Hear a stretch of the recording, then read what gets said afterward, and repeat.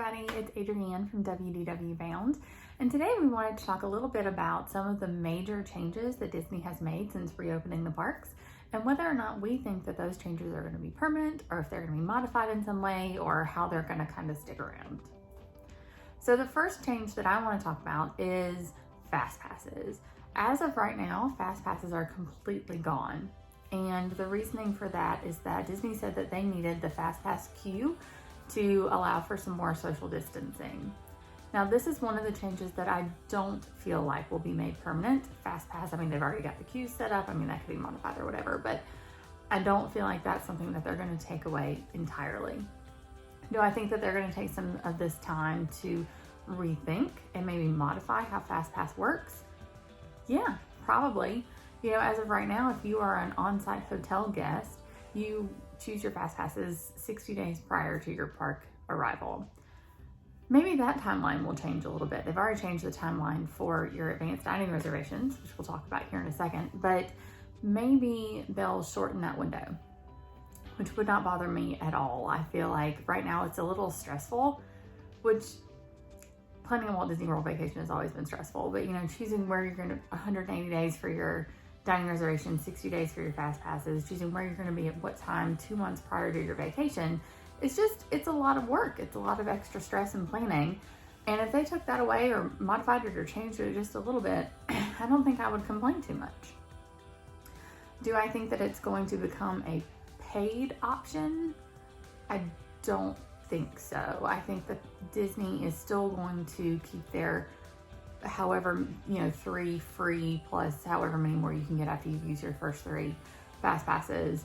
But then they may, just me kind of thinking out loud a little bit, I think that they may move to, like the Max Pass Disneyland option, making where there is a paid option a little bit, but I don't think that they will ever go completely paid. We'll see in a few years how that ages, that statement.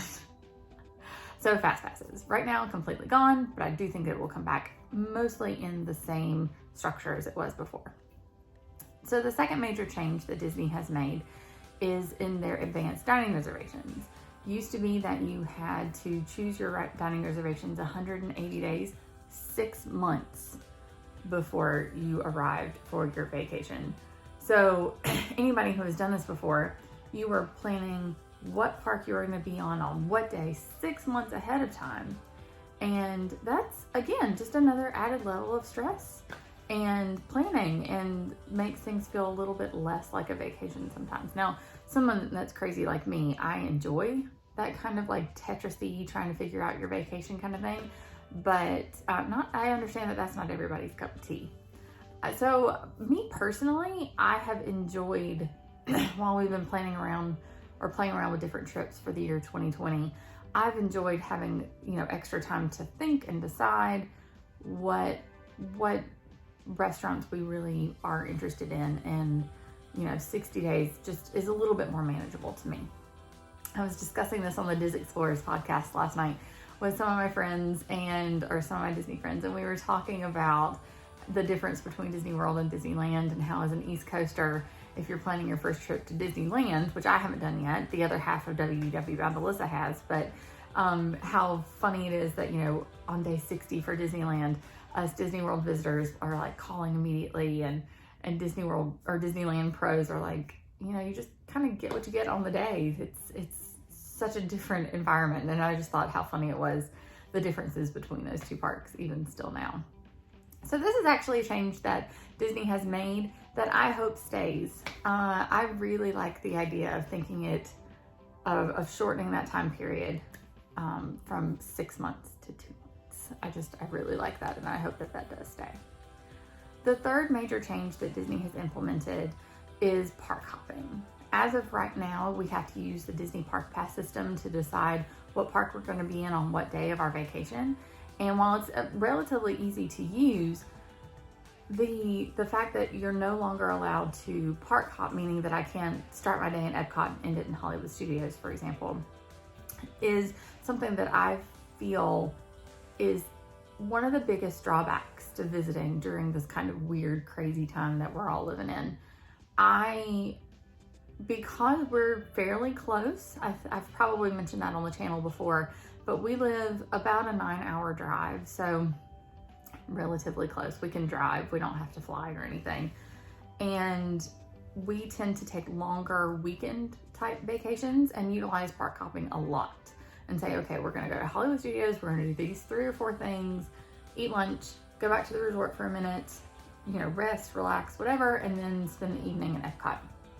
And that's always worked out well for us. So that has completely changed how I personally am thinking and proceeding with our Disney World trips for the foreseeable future. It's a lot harder to plan a long weekend. Say we would usually arrive on mid to late Thursday afternoon, leave Sunday morning. And it's, you know, and we were having to think, oh gosh, what park will we skip? You know, which one is the least important on this certain trip that we're thinking about. So it's just really made us think more. It's been very difficult to prioritize things. And so this certainly is something that I fully expect Disney to take back once they're not having to worry so much about park capacity and keeping up with who is where and when and why and all of that good stuff. But so I fully expect that park hopping will return in the future. And I, for one, am most certainly looking forward to that for sure, because park hopping is essential, I feel like, for annual pass holders especially. It's one of the big draws of being able to, or paying that up front, not just the fact that you can get into Disney at any time that you want, but from the fact that you can get into any park that you want, anytime and any day. So taking park hopping away, while I fully and completely understand the reasoning behind it, it's not sustainable for sure. So those were the 3 things that the 3 major changes that have come about during these park closures and the initial reopening period. Granted, those are not the only changes. Obviously, you're still talking about health screenings, and you can only you can't do resort hopping anymore. You can only go to a resort if you have a dining reservation there, or you're staying there. So, I mean, those are all drawbacks too that I, again, completely foresee Disney going back the other way on for sure. But so those were the 3 major changes that I wanted to talk about today.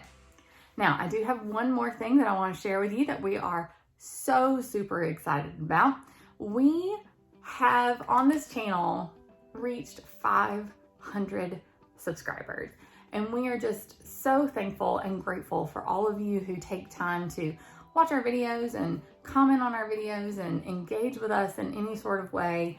We started this channel just kind of to supplement our website and, you know, kind of approach things from a different way, and also just to kind of share our own experiences with you guys when we're down there. I've always enjoyed watching other people's vlogs and starting that with my own family, and knowing that I'll be able to look on those videos and those memories years and years on down the line is just something that's really special to me personally.